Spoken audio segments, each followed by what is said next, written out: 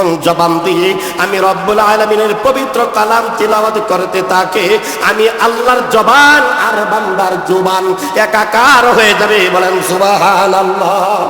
Direct বান্দা আল্লাহকে দেখতে থাকে, ডাইরেক্ট বান্দা আল্লাহর পবিত্র গ্রন্থকে ধরা মানে আল্লাহর সাথে মুসাফাহা করা। বান্দা যখন কোরআন তেলাওয়াত করতে থাকে, বান্দা ডাইরেক্ট আল্লাহর সাথে কথা বলতে থাকে। বলেন সুবহানাল্লাহ। এখন পুরস্কার কি? এখন এতক্ষণ পর্যন্ত বলছি আপনাদের সন্তানের পুরস্কার, তাই না? মাঝখান দিয়ে দুইটা কথা বলেছি আপনাদের পুরস্কার। এখন আলোচনার শেষ প্রান্তে যাইয়া এত দুইটা সুন্দর কথা। আল্লাহ বলেন যে তোমাদের সন্তান তো এতবার দামি হয়ে গেল এই কোরআন শিক্ষার কারণে, তাহলে তোমাদেরকে কি আল্লাহ তাআলা দামি করবে না? তোমাদেরকে কি দামি করা হবে না? আপনার সন্তানটার পিছনে আপনি অর্থ ব্যয় করছেন, শ্রম ব্যয় করছেন, জ্ঞান ব্যয় করছেন, কত কিছু করছেন। আল্লাহ বলেন তোমার একটা সন্তানকে যদি হাফেজে কোরআন বানাইতে পারো, একটা সন্তানকে যদি আলেম বানাইতে পারো, আল্লাহ নবী সাল্লাল্লাহু আলাইহি ওয়াসাল্লাম তিনি বলেছেন তুমি কবরে যাইতে দেরি হবে, তোমাকে আল্লাহ রাব্বুল আলামিন হাফেজের বাবা হিসাবে, আলেমের বাবা হিসাবে, মুফতি সাহেবের বাবা হিসাবে আল্লাহ তাআলা সর্বপ্রথম তোমাকে যে আসনটা দিবে, যে চেয়ারটা দিবে, সেটা হবে মতের মেম্বার। চিল্লা বলেন আল্লাহু আকবার। মতের মেম্বার। আচ্ছা, দুনিয়াতে এমন কোন শিক্ষা আছে যে শিক্ষা অর্জন করার সঙ্গে সঙ্গে মৃত্যুর পরক্ষণে তার বাবাকে, তার মাকে মতের মেম্বার দেওয়া হবে? আচ্ছা, এমন কোন শিক্ষা আছে? নাই। তাহলে আল্লাহ তাআলা আপনাকে আমাকে এই কোরআন শিক্ষা করার দরকার আছে না নাই? দরকার আছে না নাই বাবা? আমরা ইনশাআল্লাহ করবো। আরেকটি কথা 1 মিনিটের ভিতরে শেষ। মাদ্রাসার ছাত্র যখন আসে, আজকে সকালে এই হাদিসটি আমি পড়িয়েছি, আজকে সকালে আপনারাও জানেন এই ছেলেটা যতবার কোরআন শরীফ ধরে তার যতবার ওযু চলে যায়, ওযু করে না, শেষ ফোঁটাটা যখন করে তার দেহে কোনো গুনাহ থাকে না। বলেন সুবহানাল্লাহ। আল্লাহ তাআলা আমাদের এই সন্তানগুলি নিষ্পাপ বানাইয়া, হাফেজে কোরআন বানাইয়া আল্লাহ তাআলা সেই রকম একজন আলেম এবং মা বাবা হওয়ার মতন যেন আল্লাহ তাআলা তৌফিক দান করেন। আল্লাহ যেন এই নুরুল কোরআন মাদ্রাসাকে আল্লাহ তাআলা দাওরায়ে হাদিস পর্যন্ত কবুল করেন। আজকে যে পুরস্কার বিতরণী, আল্লাহ যেন দুনিয়াতে যেন আমরা সব পুরস্কার না পাই, পরজগতেও যেন আল্লাহর মতের মেম্বারের পুরস্কারের অপেক্ষা থাকতে পারি। পরিশেষ আল্লাহর দিদার যেন আমরা সকলে পেয়ে যাই। আল্লাহ তাআলা তৌফিক দান করুন। আমিন। ওয়া আখিরি দাওয়ানা আলহামদুলিল্লাহি রাব্বিল আলামিন। আলহামদুলিল্লাহ। প্রকারের সবের অধিকারী হয়ে গেল, ঠিক না বেটি? তাহলে আমরা মুসলমানের প্রত্যেকটা কদমে কি, প্রত্যেকটা শ্বাস নিঃশ্বাস, প্রত্যেকটা পদক্ষেপ, প্রত্যেকটা কথা আল্লাহ তাআলার সাথে সম্পৃক্ত, প্রত্যেকটা কথার সাথে ন্যাক নিহিত আছে, কথা ঠিক না বেটি? আলহামদুলিল্লাহ। আলহামদুলিল্লাহি ওয়া কাফা ওয়া সালামুন আলা ইবাদিহিল্লাযীনা ইসতাফা। أما بعد فأعوذ بالله من الشيطان الرجيم. بسم الله الرحمن الرحيم. اقرأ باسم ربك الذي خلق، خلق الإنسان من علق. اقرأ وربك الأكرم الذي علم بالقلم، علم الإنسان ما لم يعلم. وقال النبي صلى الله عليه وسلم خيركم من تعلم القرآن وعلمه. সকলে দুরূদ ইব্রাহিম পড়ি। আল্লাহুম্মা সাল্লি আলা মুহাম্মাদিন ওয়া আলা আলি মুহাম্মাদ كما صليت على إبراهيم وعلى آل إبراهيم إنك حميد مجيد. الحمد لله. নুরুল কোরআন হাফিজিয়া মাদ্রাসা কর্তৃক আয়োজিত 2025 12 মে রোজ সোমবার অত্র প্রতিষ্ঠানের পুরস্কার বিতরণ অনুষ্ঠানের উপস্থিত জাতির কর্ণধার উলামায়ে ইকরাম, পুরস্কার প্রাপ্ত যিনারা পাবেন ওই সমস্ত জান্নাতি পাখির অভিভাবক বৃন্দ, পর্দানিশীন আমার মা বোনেরা, রব্বে কারিমের দরবারে সকলেই শুকর আতান বলি, সকলেই বলি জবান খুলে আলহামদুলিল্লাহ, আরো জোরে বলি আলহামদুলিল্লাহ। আলোচনা খুব লম্বা হবে না, সংক্ষিপ্ত 4-5 কথার মধ্যে আলোচনা সমাপ্ত করবে ইনশাআল্লাহ। আমরা অভিভাবক যারা আসছি, আমরা কিন্তু সকলে এখান থেকে পুরস্কার পাব, তার মধ্যে বিন্দু পরিমাণ সন্দেহ নাই। যদি সন্দেহ থাকে আপনার ইমান নেই, কথা ঠিক না বেঠিক? যদি সন্দেহ থাকে, আপনি যায় অভিভাবক আসছেন, সেই অভিভাবক মা হন বা বাবা হন, প্রত্যেকেই আমরা, একজন বাকি থাকবে না, প্রত্যেকেই পুরস্কার পাবো। কেমন পুরস্কার? হুজুররা লম্বা আলোচনা করেছেন, আমি এত লম্বা আলোচনা জানি না, সংক্ষিপ্ত। সর্বপ্রথম পুরস্কার, আপনার সন্তানটা যখন সর্বপ্রথম এই মাদ্রাসা ভর্তি করিয়েছেন,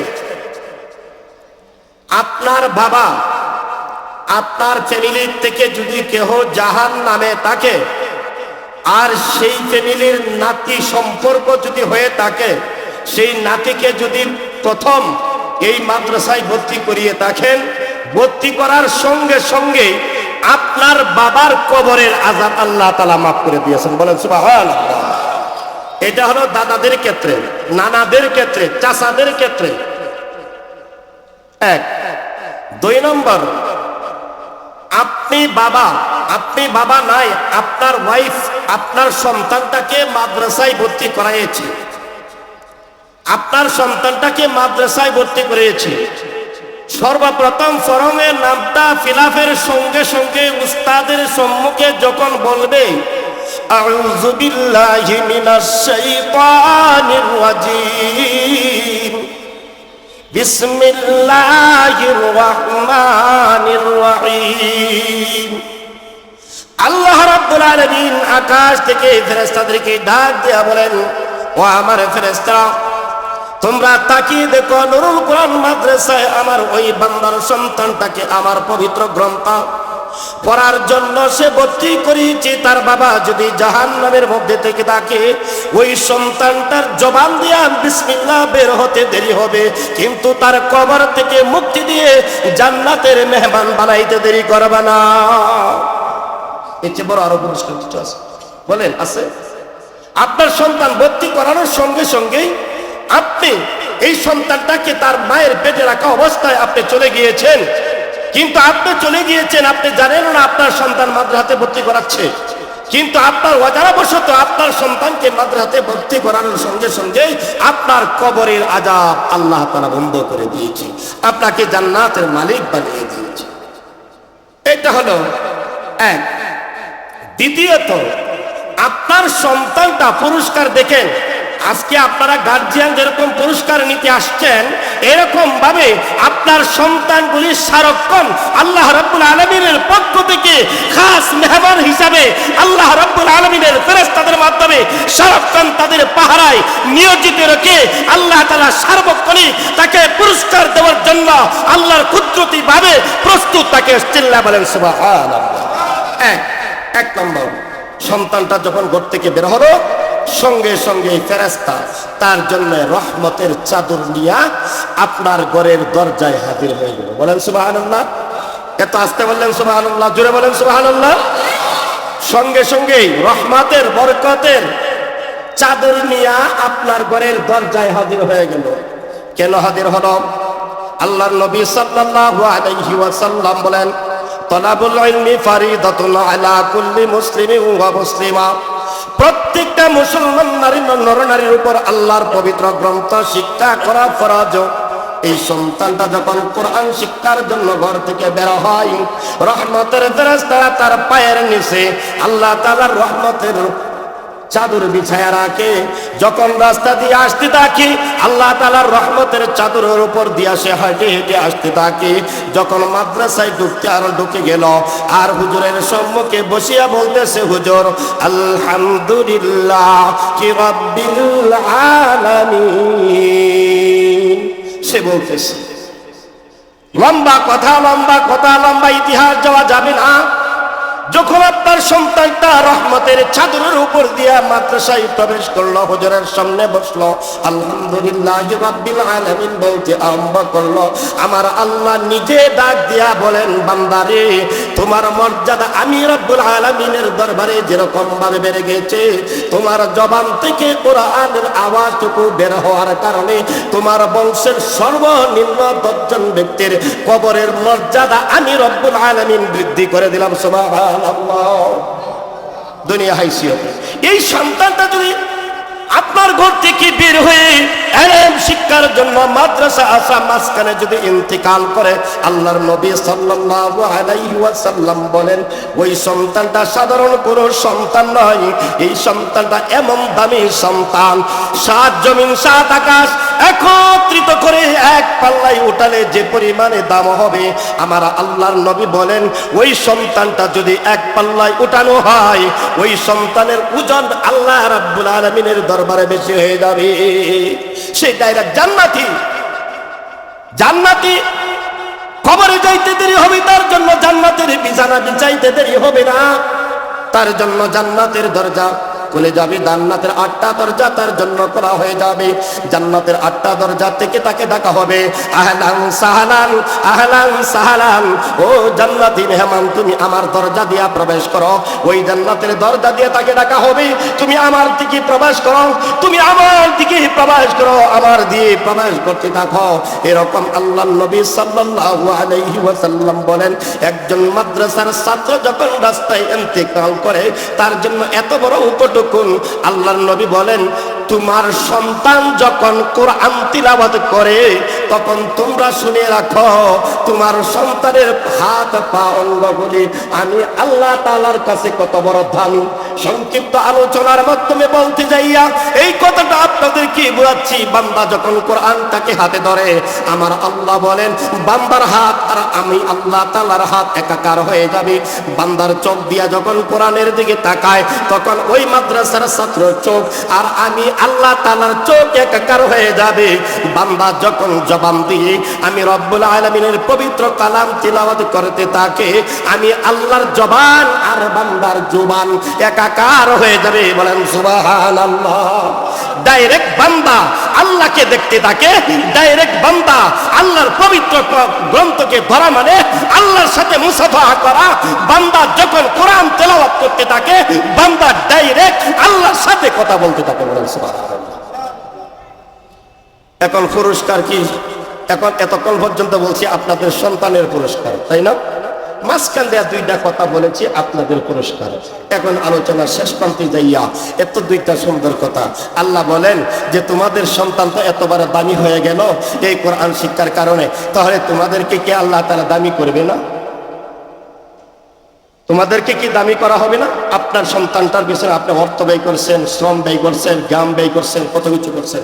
আল্লাহ বলেন তোমার একটা সন্তানকে যদি হাফেজে কোরআন বানাইতে পারো, একটা সন্তানকে যদি আলেম বানাইতে পারো, আল্লাহ নবী সাল্লাল্লাহু আলাইহি ওয়াসাল্লাম তিনি বলেছেন তুমি কবরে যাইতে দেরি হবে, তোমাকে আল্লাহ রাব্বুল আলামিন হাফেজের বাবা হিসাবে, আলেমের বাবা হিসাবে, মুফতি সাহেবের বাবা হিসাবে আল্লাহ তাআলা সর্বপ্রথম তোমাকে যে আসনটা দিবে, যে চেয়ারটা দিবে, সেটা হবে মতের মেম্বার। চিল্লা বলেন আল্লাহু আকবার। মতের মেম্বার। আচ্ছা, দুনিয়াতে এমন কোন শিক্ষা আছে যে শিক্ষা অর্জন করার সঙ্গে সঙ্গে মৃত্যুর পরক্ষণে তার বাবাকে, তার মাকে মতের মেম্বার দেওয়া হবে? আচ্ছা, এমন কোন শিক্ষা আছে? নাই।